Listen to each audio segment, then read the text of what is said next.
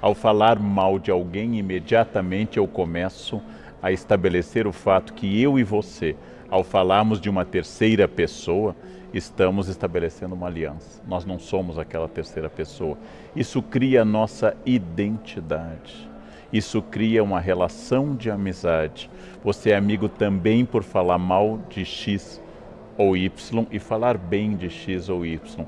Eu fui uma vez a um programa e o apresentador começou dizendo isso, né? Que horror, né, professor, essas pessoas que falam mal dos outros. Eu disse exatamente, você ao falar dessas pessoas está fazendo detração, ou seja, você está se considerando melhor ou superior do que aqueles que falam mal dos outros. Professor Karnal, você acha que a internet, de certa forma, turbinou isso aí? Turbinou porque ela atomizou a possibilidade de todos se tornarem autores. Turbinou porque ela retira o ônus da presença física. É mais difícil falar mal das pessoas com o risco físico da presença, do ônus de, por exemplo, receber uma resposta na cara ou até uma agressão física, mas também porque neste nosso mundo líquido, usando uma expressão do Bauman, nós nos tornamos todos autores com autoridade. Por exemplo, no momento que eu abro uma conta no Facebook, automaticamente eu ganho um diploma de jurista especializado em Constituição, apto a emitir opinião sobre impeachment abalizada ao lado dos maiores constitucionalistas do Brasil, porque eu tenho conta no Face.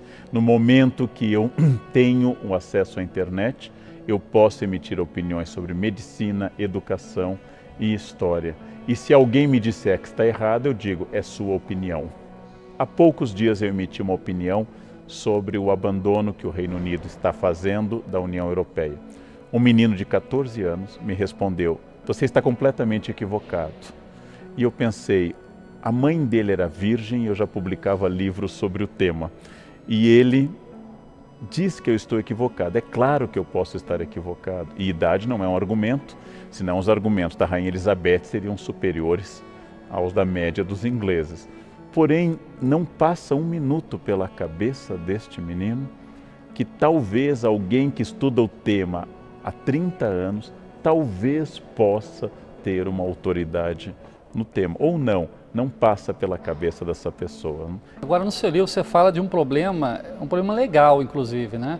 Que a detração, a injúria, a calúnia são coisas previstas no Código Penal. Exatamente. Né? É muito difícil você separar o limite da liberdade de expressão do limite da injúria, da calúnia e da difamação.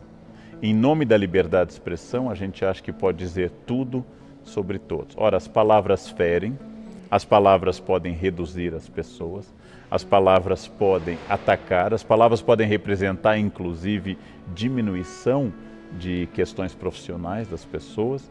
Logo, como eu dou o exemplo no livro, no caso da escola que foi caluniada, sendo escola acusada, base, né? um caso clássico em jornalismo, caluniada a partir da fantasia de uma criança e a partir do depoimento de outras pessoas, essa escola foi destruída, as pessoas foram destruídas, era absolutamente sem nenhum sentido aquilo que está sendo dito. Por isso, liberdade de expressão é garantida pela lei e é um dos grandes privilégios da nossa vida. Porém, saber que as palavras ferem e destroem é fundamental na responsabilidade da imprensa e de todo cidadão que fala em público ou que publica ou que comenta. Este cuidado nós temos que ter. Professor Karnal, falando um pouco da área da história, que é a sua área, né? Falar mal do opressor é uma forma de detração ou seria apenas uma arma do fraco contra o poderoso? As duas coisas, porque, como eu dou o exemplo no livro, a estátua do Pasquino, que fica do lado da Piazza Navona, onde o Brasil tem embaixada, bem perto da embaixada brasileira, ela tem uma boca redonda no qual os romanos há séculos colocavam ataques, ora aos papas, agora podia ser ao Berlusconi, a situação da Itália e assim por diante. O humor, a ironia popular, a charge, o veneno, é uma espécie de arma contra quem a gente não tem mais nenhum poder. Professor, o debate político de hoje é um poço de maledicências, né? O senhor acompanha isso muito bem.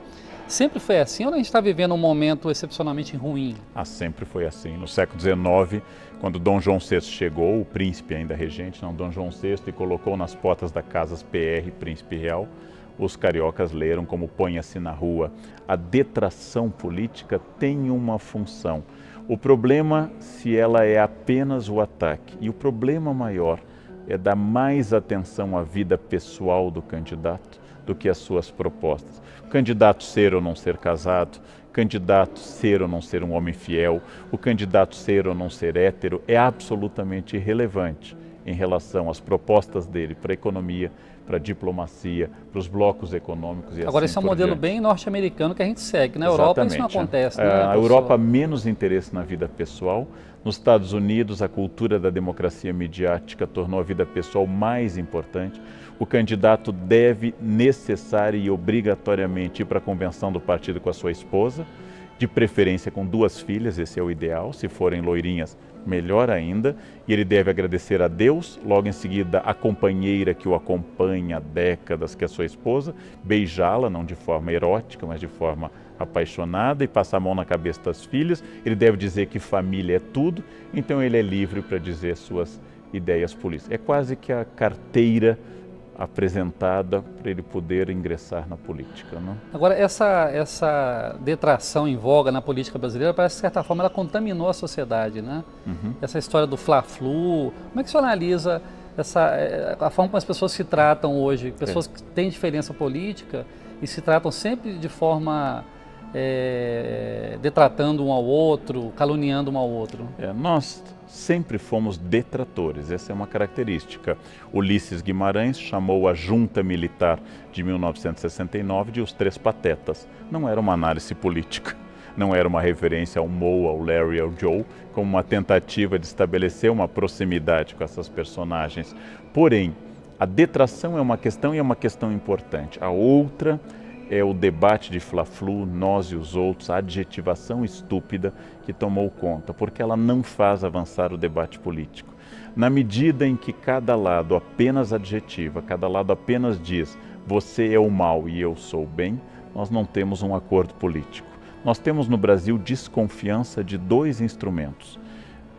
Não é que nós não possamos ter essa desconfiança, mas nós temos. Uma é o mercado como instância reguladora das coisas, e a outra é a política como instância onde eu possa resolver os problemas. Nós gostamos mais da força, da intervenção, do Estado e da fofoca. Acreditar na política como uma instância de harmonização é mais difícil entre nós. Dá mais trabalho, né? Dá muito mais trabalho, né? Professor, muitas vezes a fofoca ela é irracional, né? O senhor até comenta isso no seu livro. Ela não se dobra nem mesmo diante da realidade. Sim. Você mostra a realidade e a pessoa continua dizendo que a verdade é a fofoca dela. Como explicar isso? Porque ela responde a forças que a gente chamaria de atávicas, primitivas, tradicionais. Então, por exemplo, nós historicamente fomos governados por presidentes quase sempre acima do peso. De repente, uma presidente mulher está acima do peso e as pessoas comentam mais isso, que não comentavam nem nas barrigas proeminentes de Lula e seus antecessores. Por quê? Porque é mais atávico falar da forma física feminina do que a masculina. Essa cobrança é muito sobre a mulher.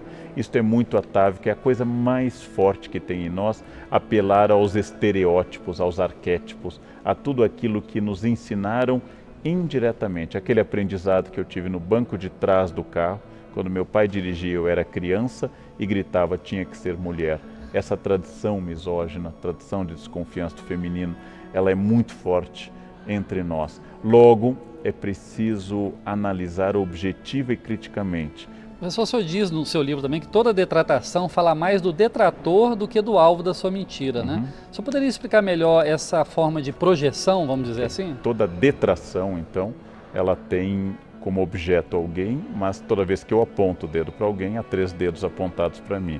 Teoria psicanalítica básica freudiana. Quando Pedro fala de Paulo, Pedro fala mais de Pedro do que de Paulo. Se eu lhe acuso de alguma coisa, obviamente essa coisa encontrou um eco em mim, difícil de ser resolvida. Por exemplo, homofobia, como querem os psicanalistas, é sempre o choque entre 2 homossexuais. o que aceita a sua sexualidade e o que não aceita, e por isso ataca. Ou seja, ao falar mal de alguém, eu estou expondo as minhas dores. Ao falar mal de alguém, eu estou dizendo, nossa, fulano é muito burro, fulano não tem estudo, fulano se tornou presidente, mas é muito burro. Bom, se ele é burro e se tornou presidente, você é genial e é gerente apenas dessa lojinha, alguma coisa está errada em relação ao cargo. Ou seja, é uma maneira de catarse. Catarse é um conceito aristotélico no qual eu transfiro essa energia para este campo. Ou seja, falar mal é uma forma de falar do que me dói, do que me incomoda. Por isso, nós deveríamos ter um pouco de cuidado, porque é quase um raio-x da nossa alma. Quase toda detração ela embute alguma forma de preconceito, né? O senhor concorda com isso? Sim. E como combater o preconceito, já que ele é a fonte da detração em geral? Tente eliminar do campo do humor e da piada o português, a loira, o homossexual. Tente eliminar da piada o pobre, tente eliminar da piada o nordestino e você verá que o nosso humor acaba de falecer. Porque o humor é um dos grandes campos do preconceito. Isso não entre nós. Na Grécia, Aristófanes, ao falar de Sócrates, Aristófanes, ao falar da democracia, nas suas comédias, cometia os mesmos tipos de preconceito. Então, o preconceito é um dos elementos que estabelece uma tentativa de aliança entre mim e o outro. Ele nasce da ignorância e o preconceito nasce também do medo. Se eu tivesse que achar um pai e uma mãe para o preconceito, um é a falta de conhecimento e o outro é a angústia do medo. Essas duas coisas que existem em todas as pessoas, porque todos nós temos medo, elas fazem surgir exatamente isso. No alvo do meu preconceito está o meu desejo.